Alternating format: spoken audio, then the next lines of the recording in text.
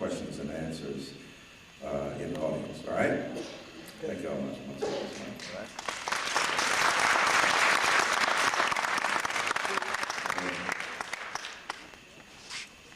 All right, anybody want to start it off? I think we have microphones in the audience where people can speak to or about, raise questions, comments, or make analyses about something we haven't even talked about. We talk about everything. John Mayer, Tiger Woods, Stephen Williams, President Obama, Rush Limbaugh, whatever.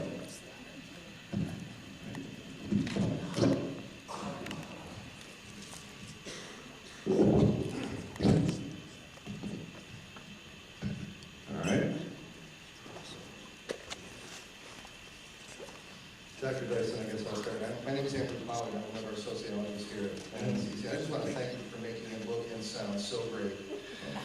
It's just a delight to have you here. I've been so excited, and just an honor to have you here. Wow, what an honor. How do you engage difference was your question. And I would suggest that a way for us to think about starting this conversation is you don't engage difference by forgetting about history. Or pretending it doesn't happen. So between 1934 and 1962 in this country, roughly $120 billion of federal money is devoted to helping people buy homes, and less than 2% of that $120 billion went to people of color. Right. Yes. And that creates structural differences in resources for things like education, where you can live, whether and where you can send your kids to college.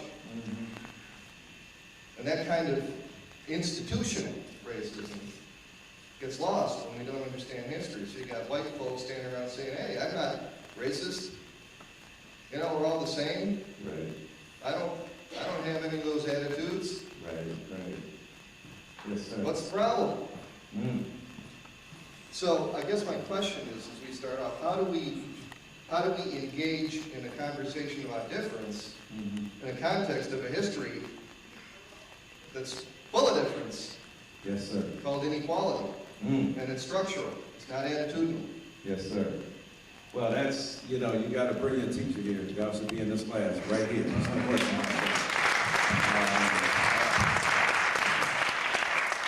And thank you for beginning with that point, because that's the point I was making with Mr. Petreska and speaking about with other folk as well. That's such a powerful point.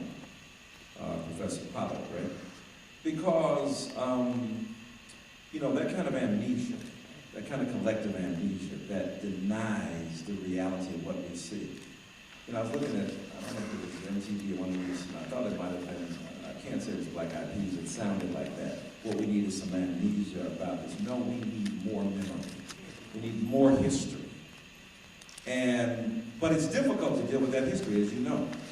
And it's difficult because white brothers and sisters who may want to forget strategically, because it would avoid attitudinal, right? It would avoid the structural issue and focus on the attitudinal. Attitudinal is, hey, I don't hate you, you don't hate me, we good. Well, not really. Because that's one facet. That's the more aesthetic facet of it. The deep, profound, embodied racism is what you're talking about. Individual versus what? Institutional. As I was reminded in the sermon on Sunday in Dallas.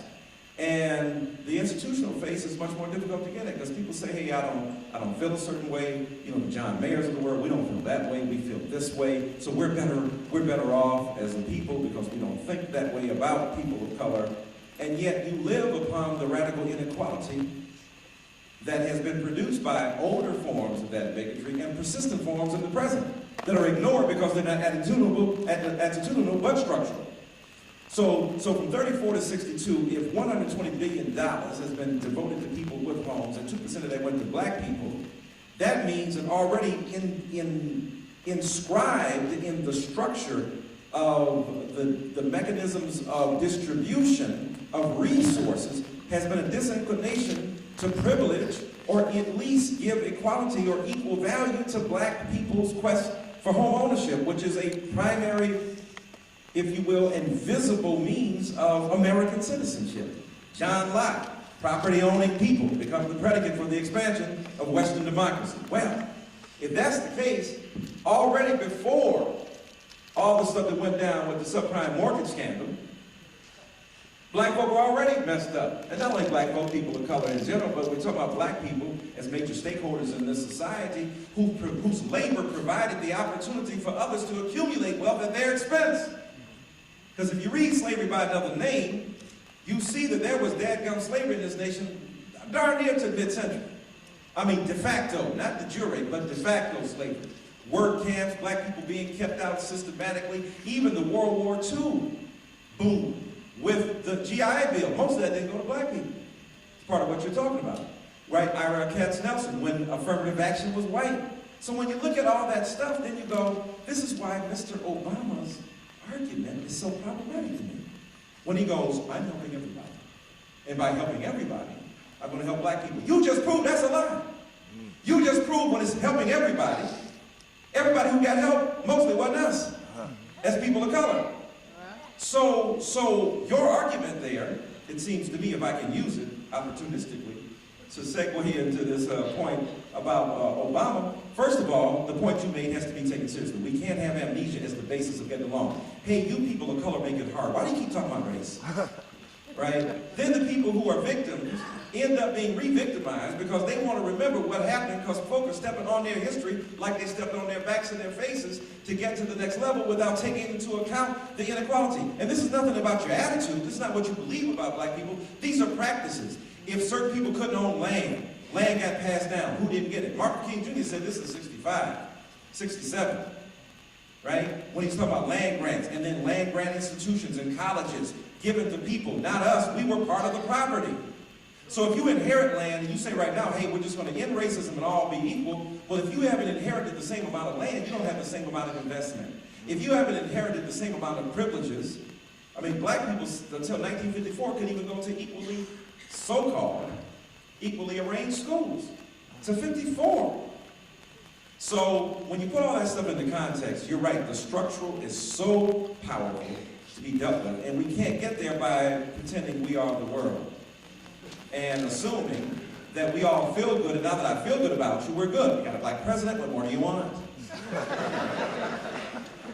One brother in public housing in D.C. ain't gonna change the context for most of us. You know what I'm saying? Now, we were just in that public housing last week. It looks pretty good. Better than the public housing, right? East Room of the White House. Beautiful, shaking the president's hands. Great! But that doesn't mean that most people of color, or for that matter, most Americans will fare well. But having one black man in public housing will not change the face and the dynamic of race in America. We're not living in a post-racial society. We shouldn't. I don't want to forget who I am. Amnesia. Hey, I don't see you. You're a black guy. I'm black. Don't pretend it. Because then you won't take into account how the cabs keep passing you up because you don't see color. But he does. The cab driver keeps on seeing color. And he ain't even from here. He just learned this on entry. This is one of his examinations that he got to be a real American. Keep passing Negroes up. You're passed. So, the reality is that amnesia is horrible because it denies the legitimacy not simply of the personal, the existential, and the aesthetic, as our professor said, but the structural. Not how you feel, how we behave and act. And that's what we don't deal with. And the president doesn't want to deal with it. You go up in and tell black people, the Congressional Black Caucus pushed Obama and said, look, this stuff is bad out here for everybody, but it's real hard for people who are already messed up. Right? Because black people were already in a depression before the recession came. Right? Most of us.